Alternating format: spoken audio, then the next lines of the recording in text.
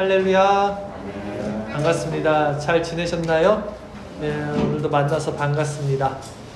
제가 운전을 잘 못해요. 네, 길치고요, 기계치고 내비게이션이 꼭 필요합니다. 그래서 운전할 때 꼭 내비게이션을 저는 사용을 하는데요. 그런데 내비게이션도 제가 잘 못 봐요. 특히 처음 가는 길이나 인터체인지 같은 곳에서는 항상 제가 긴장을 하게 돼요. 그리고 간혹 길을 잘못 들잖아요. 근데 아시다시피 그 인터체인지 같은 데는 고속도로라 한번 잘못 들면 한참을 또 이렇게 돌아가야 됩니다. 그러면 이제 후회를 하죠. 그때 이쪽 길로 갔어야 되는데 그 한 끗 차이잖아요. 이처럼 우리가 운전할 때도 잘못된 길을 선택하면 후회를 하는데, 우리 인생에 잘못된 선택으로 돌이킬 수 없는 길로 접어든다면 얼마나 더 큰 후회가 뒤따를까요? 우리네 인생 또한 사실은 어떤 목적지를 향해 가는 운전과 비슷한 것 같아요. 그 목적지는 하나님 나라라고 치면 우리는 그 여정을 이렇게 드라이브하고 있는 것 같아요. 근데 그동안 우리가 달려온 인생길을 이렇게 돌아보면요, 수많은 잘못된 길로 돌아서 왔다는 것을 아마 부정할 수는 없을 것 같습니다. 여러분도 아마 지금 제 말씀을 들으면서 그때 내 인생에 이 선택을 했어야 되는데, 내가 그때 요 길이 아닌 저 길로 갔었어야 되는데 하고 생각이 나는 일들이 있을 거예요. 네. 우리가 인생의 많은 이런 길목에서 가장 현명하고 가장 정확하고 가장 바른 선택을 할 수 있었다면, 또 앞으로 우리가 살아가는 인생에 있어서도 분명히 선택의 그 기로에서 할 수 있다면 그것만큼 좋은 것이 또 어디에 있을까? 그래서 오늘은 우리가 인생을 이제 살면서 매 순간 선택의 연속이잖아요. 인생이란 것이 결국 선택의 연속입니다. 그 선택의 기로에서 가장 정확하고 가장 안전한 길을 선택할 수 있는 방법에 대해서 함께 말씀을 나눠보면 좋을 것 같아요. 오늘 본문은 예수님께서 가버나움이라는 이제 동네에서 처음 사역을 하셨죠. 제자 4명을 이제 부르시고 갈릴리 바닷가에서 그 가버나움이라는 그 해안 도시에 가서 회당에서 말씀을 가르치니까 귀신이 나타나서 귀신을 쫓았어요. 그리고 그 가버나움이라는 동네가 베드로 장로가 살고 있던 집이라 갔더니 그 장로가 열병에 있어서 또 열병을 고쳐줬어요. 그래서 이렇게 이제 했더니 사람들이 엄청 많이 온 거예요. 안식이 지난 그 저녁에 사람들이 모인 겁니다. 그 장모집으로. 그래서 그 사람들을 다 고쳐줬어요. 또 그리고 이제 오늘 본문은 이제 우리가 다른 동네로 전도하러 가자 이렇게 했던 내용이에요. 근데 오늘 이 본문을 좀 이렇게 단순하게 1차적으로 이렇게 생각하지 않고 좀 입체적으로 각각의 입장에서, 그 사람들의 입장에서, 예수님의 입장에서, 그 병자의 입장으로 이렇게 한번 설정해서 제가 생각을 한번 해봤어요. 자, 여러분이 이제 그 병자라고 생각해 보세요. 가버나움에 있는 어떤 한 병자. 여러분 지금 가버나움이라는 동네에 살고 있어요. 지금 2000년 전이에요, 시대는. 그리고 여러분에게는 사랑하는 연인일 수도 있고 자녀일 수도 있어요. 있는데 그 사랑하는 자녀가 오랜 병을 앓고 있는 거예요. 근데 이제 곧 죽을 처지에 다다른 겁니다. 그동안 여러분들 어떻게 했어요? 수많은 의원들을 찾아보고 몸에 좋다는 음식들 다 먹여봤을 거예요. 그 사랑하는 가족을 위해서. 근데 아무 소용이 없었어요. 그리고 정말 이제는 죽을 날만 기다리고 있는, 2000년 전이니까 의료시설이 없을 거 아니에요. 그 절망 가운데 놓인 상태에 있었다고 여러분 생각해 보시라는 거예요. 근데 어느 날 그 가버나움, 여러분이 살던 동네에 예수님이란 분이 나타나셨는데, 이분이 회당에서 귀신을 막 쫓아내시더니 저 이웃집에 있는 그 베드로 장모 집에 가서 그 죽을 것 같던 그 장모, 그 열병은 죽을 병이에요. 그냥 열나다 많은 병이 아니었어요. 그 죽을 열병까지 고쳐줬다는 소식을 여러분이 들은 거예요. 여러분이랑 이제 어떻게 하겠습니까? 안식일에 끝날 때까지 기다릴 거예요. 우선 움직이면 안 되니까, 일하면 안 되니까, 유대인들은. 그리고 저녁이 되자 이제 즉시 그 중병에 걸린 여러분의 소중한 가족을 등에 업고든 어떻게 안고 예수님이 계시는 그 장모님, 베드로 장모님 집으로 이제 쏜살같이 달려갔을 것입니다. 도착했어요. 근데 집안에는 벌써 수많은 병자들이 어느새 그 소문을 듣고 모여 있었을 것입니다. 그리고 예수님은 또 그 수많은 병자들을 다 내치지 않고 한 사람 한 사람 정성스럽게 귀신을 쫓아내고 또 치유해주고 하고 계셨을 거예요. 저만치 뒤에서 이제 여러분은 발을 동동동 굴리며 등에 사랑하는 가족을 얻고 언제 내 차례가 올까? 언제 내가 예수님을 만날 수 있을까? 하고 기다리고 있어요, 이제. 근데 지금 저녁이잖아요. 밤이 점점 깊어집니다. 어두워져요. 이 시대는 지금과 같지 않아요. 밤에는 이제 집에 가야 돼요. 불이 어디 있어요. 점점 어두워지고 그렇게 깊어지자 이제 예수님이 사역을 할 수 없게 된 겁니다. 그래서 예수님의 제자들이 이제 다 돌려보내요. 여러분 다 집에 가세요. 이제 어쩔 수 없어요. 내일 또 오세요. 내일 또 오세요. 영업 끝났습니다. 집으로 다 돌려보낸 거예요. 여러분은 집에 갈 수밖에 없어요, 이제. 근데 아직 희망이 생긴 거예요, 이제는. 내일 다시 오면 돼. 내 사랑하는 이 가족을 이제 고칠 수 있어. 이 희망을 품고 집에 돌아갔어요. 근데 그날 밤 여러분은 한숨도 자지 않았을 거예요. 네. 아침이 돼. 날만 밝아라. 내가 제일 먼저 달려가리라 하고 해가 뜨자마자 다시 예수님이 묵고 있던 그 베드로 장모 집으로 아픈 자녀를 등에 업고 달려갔을 겁니다. 그런데 이 아침에 내가 1등이야 하고 달려가 봤더니 예수님이 이미 없어요. 어디론가 떠나셨어요. 지금 그 상황이에요, 이 본문이. 제가 이렇게 재해석을 하자면 그때 여러분의 심정이 어떻겠어요?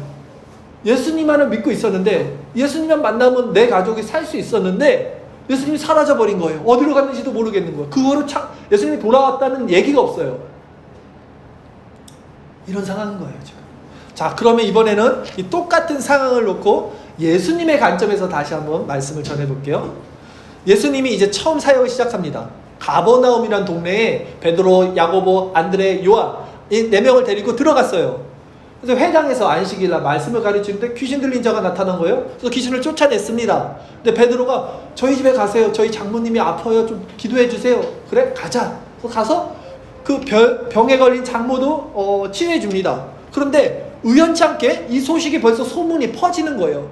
그리고 안식이 끝나는 저녁이 되는데 그 장모 집에 영육간에 많은 문제를 안고 있는 그 동네 많은 사람들이 다 그 예수님 묵고 있는 집에 온 겁니다.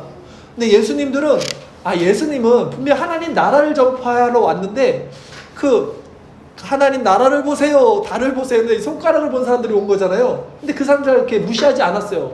나는 그거 전하러 온 거 아니야 자고 불쌍히 여기시는 거예요. 그래서 다 고쳐주는 거예요. 지금 그 많은 병자들을 고쳐주고 귀신 들린 자들을 귀신을 쫓아내고 정성껏 치유해 주십니다.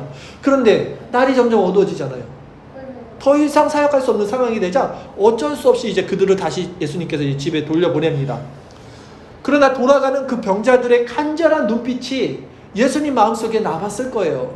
죽어가는 딸을 업고 자기 차례를 기다리고 동동동 발을 기다리다가 다시 어쩔 수 없이 자기 집으로 돌아가는 그 아버지의 뒷모습도 아마 우리 아까 얘기했던 제가 설정했던 그 사람의 뒷모습도 예수님을 이렇게 쳐다봤을 수도 있어요. 그렇게 예수님이 이제 잠을 자지 못해요. 또 예수님도 그래서 자꾸 생각이 나는 거예요. 돌아갔던 그 사람들 얼마나 간절한 마음이겠습니까? 그 사람. 그리고 뜬 눈으로 그렇게 밤을 새우다가 아직 날이 밝기 전에 잠들어 있는 제자들을 두고 예수님이 이제 혼자 한적한 곳으로 기도하러 가세요. 그리고 예수님이 이제 하나님께 그곳에서 이렇게 기도를 드렸을 거예요. 이게 성경에 없어요, 아버님. 제가 그냥 가정한 겁니다. 가정.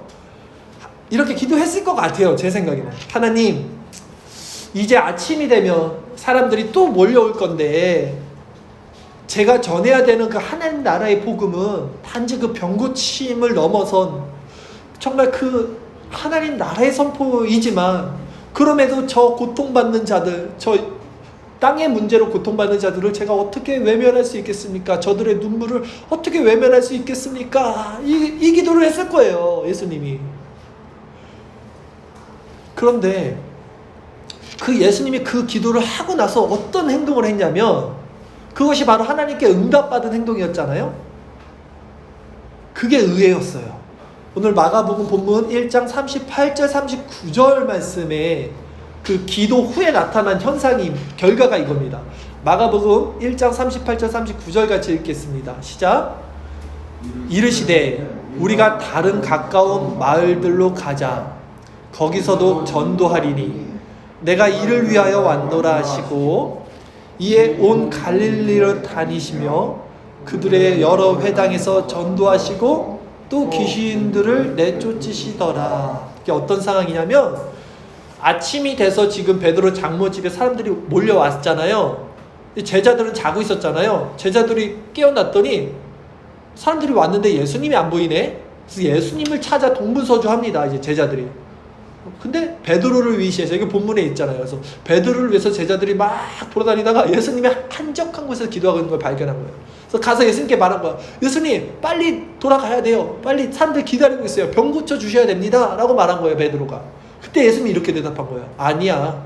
우리가 딴 마을로 가자. 거기 가서 전도하자. 내가 일을 위해서 왔노라 하고 그 마을에서 사람들 기다리는 사람들을 두고 다른 데로 가버리신 거예요. 지금 예수님이. 예수님이 왜 기도하신 후에 이런 결정을 하셨을까? 여기서 우리가 다른 가까운 마을들로 가자. 거기서도 전도하리니 라고 예수님 말하셨는데 전도하리니 라는 이 전도라는 단어가요. 헬라어로 보면요. 원래 원어는 케리소라고 합니다. 케리소. 근데 이것이 선포라는 의미예요. 그러니까 우리는 전도라고 하면 어떻게 생각하냐면 예수 믿으세요. 이거 전도라고 생각하잖아요.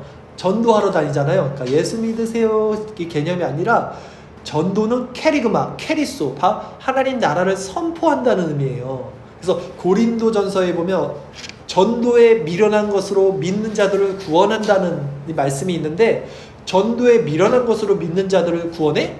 우리가 전도하면서 그것으로 구원한다는 게 아니라 전도, 케리소, 선포에 미련한 것. 하나님 말씀이 선포되면 그것으로 구원을 받는다는 거예요.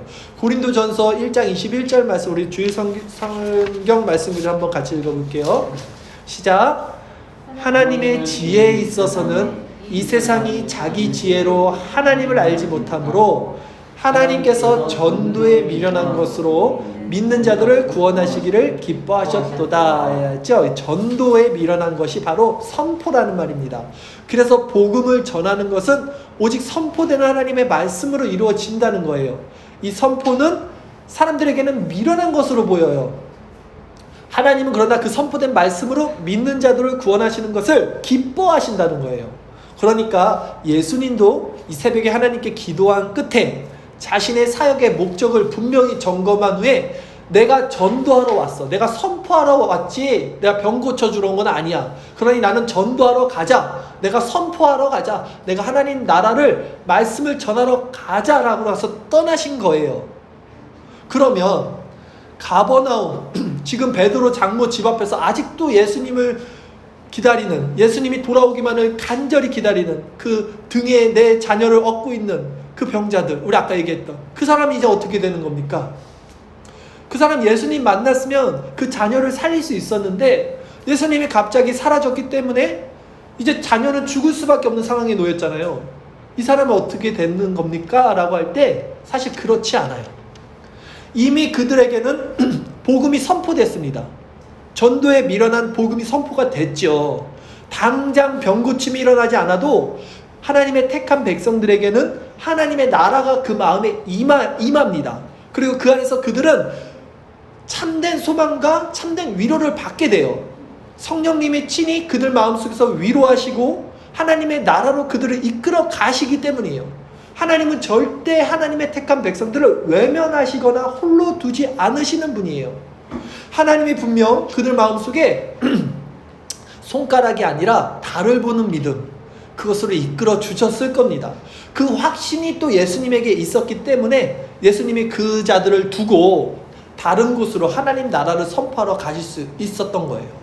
자, 그럼 이제 여러분 본문을 통해서 제가 말씀드리고 싶은 것을 말씀드릴게요. 서두에 말씀드렸듯이 우리도 인생의 문제 앞에서 어떤 선택을 해야 될지 알지 못할 때가 많아요. 제가 아까 운전 얘기했듯이 어떤 길로 가야지 잘못 길을 갔다가 후회할 때가 있어요. 그럴 때 우리에게 필요한 것이 바로 기도, 이 예수님이 지금 하셨던 이 기도라는 거예요. 예수님도 우리랑 똑같은 인성을 갖고 있었기 때문에 고민을 하셨을 거예요. 자신이 해야 될 일을 알았지만 이 사람들을 그냥 두고 떠나는 것이 고민이 됐기에 그 새벽에 혼자 기도를 하신 것입니다. 그리고 그 결정을 이루신 거예요. 내가 하나님께 여기서 되게 중요한 것을 말씀드린다면 우리는 이제 모든 문제 앞에서 하나님께 이제 기도를 할 때 대부분 사람들이 어떻게 기도를 하냐면 그 문제를 두고 이미 답을 정해놔요. 자기 기도 제목을 정해놔요. 기도의 문제를 놓고 답을 정해놓고 그 답을 하나님께 가지고 나가서 이것을 들어주세요. 저는 이렇게 선택을 했고 이렇게 계획을 세웠으니까 하나님 이것을 들어주세요라고 기도를 하는데, 그것이 아니라 이 문제를 놓고 하나님의 뜻을 구해야 되는 기도가 돼야 되죠. 내 뜻을 관철시키는 게 아니에요. 왜냐하면 내 기준에서는 분명히 어떤 선택이 옳을 수 있어요. 그것이 옳은 답일 수 있지만 하나님의 기준과 시선에서 보면 아닐 수도 있기 때문이에요. 이것이 하나님의 주권을 인정하는 기도예요. 그래서 내 뜻이 아닌 하나님 뜻대로 하옵소서, 예수님의 그 기도를 우리가 드려야 된다는 겁니다. 우리가 이렇게 어떤 문제 앞에서 나의 생각과 나의 기준을 내려놓고 기도한다는 거, 이게 제일 중요합니다. 진짜 기준과 생각을 정해놓고 기도하지 말라는 거예요. 제 말씀은 문제가 있잖아요. 근데 이걸 어떻게 해결하지? 뭐 답을 알지 못할 때가 있잖아요. 그럴 때는 정말 그냥 내 것을 다 내려놓고 기도를 하셔야 돼요. 하나님의 뜻을만을 구해야 돼요. 그러면 놀랍게도 내가 생각하지도 못했던 어떤 새로운 방법과 새로운 길이 뚜렷하게 오롯하게 우리 마음에 새겨질 때가 있어요. 기도의 응답으로. 그럴 때에는 경험을 해보셨겠지만 이상하게 마음에 확신이라는 게 생깁니다. 이제 우리가 뭔가를 결정해도 이렇게 할 걸 그랬나? 저렇게 할 걸 그랬나? 항상 그러잖아요. 우리가 결정하면. 근데 기도한 끝에 하나님이 주신 어떤 마음의 확신이 생기면 마음이 고요해지고 평안해집니다. 이게 동일한 특징이에요. 근데 그것은 하나님이 주신 응답이라는 사실을 본인만이 알아요. 네, 그 감각은. 그리고 그 확신은 절대 흔들리지 않아요. 그러기 때문에 그 선택의 길을 갔을 때 어떤 안 좋은 일이 있더라도 흔들리지 않아요. 그 마음에 평안이 생긴다는 거죠. 그 하나님이 주신 기도의 응답은, 그런데 내가 처음에 생각했던 내 방식과 내 예상이 아닐 수도 있어요. 그럴 때가 더 많습니다. 제가 볼 때는. 그래서 혹시 솔직히 내가 생각할 때 내 자아는 그것을 원치 않을 수 있어요. 이게 기도의 응답을 분명히 받았는데 이거 하면 내가 손해야 지금 당장. 근데 마음은 편안하고 이 길을 가야 되는 게 맞아. 이렇게 하나님의 응답을 주십니다. 그러나 그 순간 우리가 응답에 믿음으로 순종하는 것이 중요해요.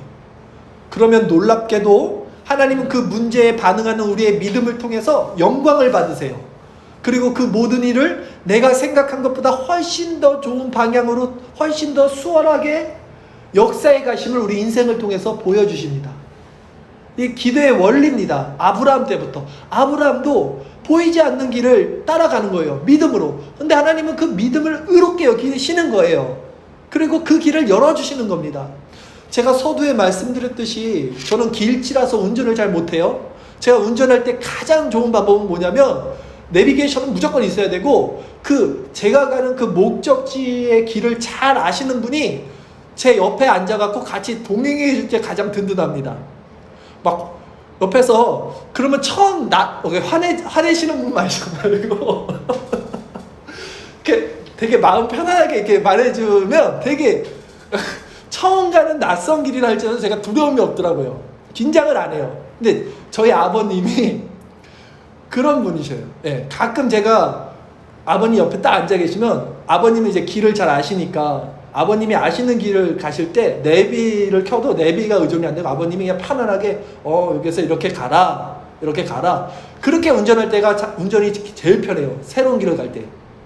하물며 우리네 알 수 없는 인생길에서 우리의 최종 목적지인 천국까지 우리가 지금 가야 되잖아요. 운전을 하면서.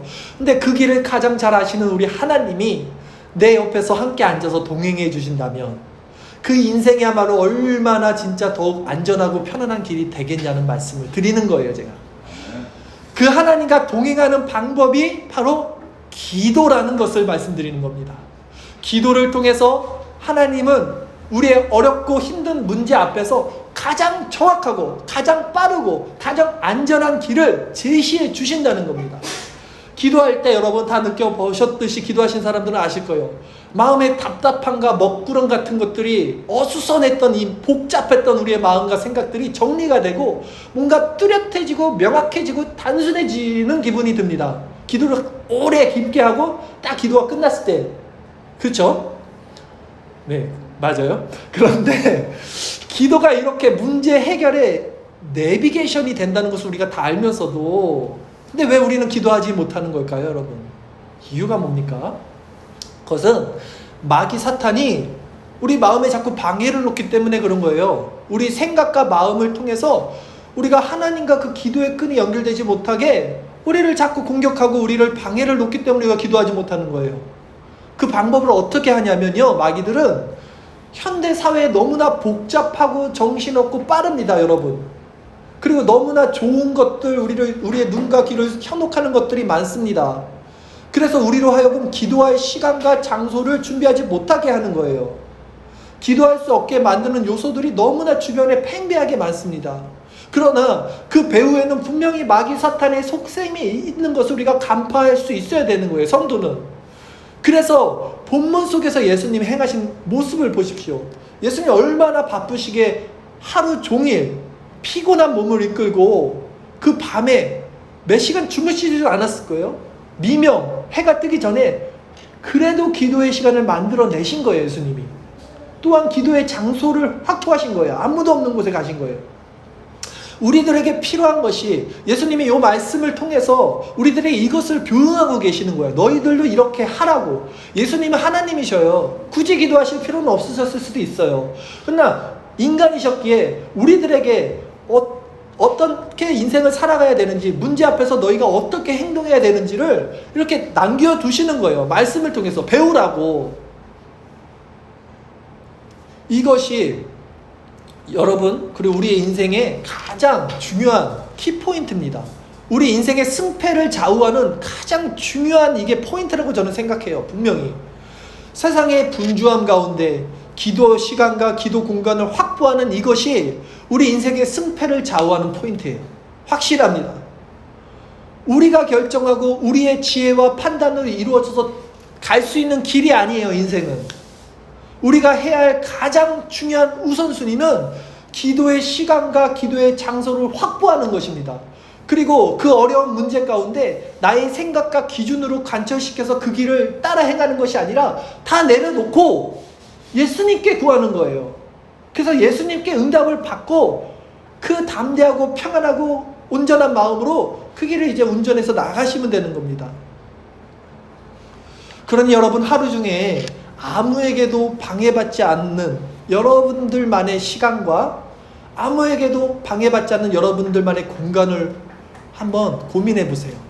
그래서 하나님과 정말 긴밀한 대화를 나눌 수 있는, 여러분의 그 인생의 모든 문제를 하나님께 정말로 자식이 부모에게 말하듯 이렇게 토설할 수 있는 그 시간을 꼭 준비해 보세요. 그리고 어떤 일이 있더라도 사단은 공격을 할 겁니다. 분주함 통해서, 어떤 환경을 통해서. 그러나 내가 이 시간과 공간만을 확보하겠다. 내 마음이 꼭 하나님께 이 기도의 끈에 연결되는 이 시간을 내가 지키겠다라고 결단을 하세요. 여러분이 그렇게 기도 생활을 하신다고 결단하고 그렇게 실행에 옮기신다면 제가 분명히 개런티하는데, 보장하는데 여러분 삶은 완전히 변할 것입니다. 여러분 얼굴에는 항상 자신감이 있고 여유로운 미소가 번질 것이고요. 여러분 마음은 늘 가을 하늘같이 푸르르고 상쾌할 것이며 여러분의 생각은 늘 그 하늘의 구름처럼 가벼워질 것이에요. 기도해본 사람은 지금 제 말에 100% 다 공감하실 겁니다. 성령은 성도에게 그런 인생을 살게 해주는 거예요. 예수님이 땅에 오신 것은 우리에게 그런 행복함, 물질의 행복함이 아니라, 건강의 행복함이 아니라 그런 마음의 풍요로움, 이 세상이 줄 수 없는 그 평안함, 이것을 주시기 위해서 성도에게 말씀을 하시는 거예요. 절대 믿음, 좋은 생각, 단순한 삶, 이게 요즘 제가 머릿속에서 자주 떠오르는 단어거든요. 절대 믿음, 단순한 삶, 좋은 생각, 이것만 하자. 이런 목적이 분명해진 삶은 단순하고 명쾌하고 날카로워집니다. 여러분, 이제 말씀을 한번 정리할게요. 오늘 본문을 통해서 우리는 우리 인생에 일어나지 않는 많은 문제들 앞에 우리가 이제 앞으로 어떻게 대처해 나가야 되는지 예수님의 모습을 통해서 교훈을 받았습니다. 인생의 많은 선택의 기로에서 바른 결정을 할 수 있는 방법은 먼저 내 뜻을 내려놓고 그리고 기도의 시간과 기도의 장소를 확보해서 주님께 기도하며 그분의 지혜를 구하는 것입니다. 며칠 전에 우리 이제 막내 아이 이제 주빈이가 밤에 저랑 이제 산책을 했어요. 아파트 밖에서. 근데 얘가 밤이라 그런지 무서워서 그런지 제 손을 꽉 잡고 안 놓는 거예요. 네, 무섭다고 껌껌하니까. 근데 아빠 손 잡고 있으면 안 무서워 이렇게 얘기하는 거예요 저한테. 그래서 제가 그런 마음이 들더라고요. 아, 하나님 앞에서 우리도 어린아이인데 자, 우리의 인생 살면서 하나님 손 꽉 잡고 있어야지 안 무섭겠다 인생이. 여러분, 우리 아이가 제 손을 잡고 이제 안심했듯이 우리 하나님 아버지 손 잡아야 인생이 안심이 됩니다.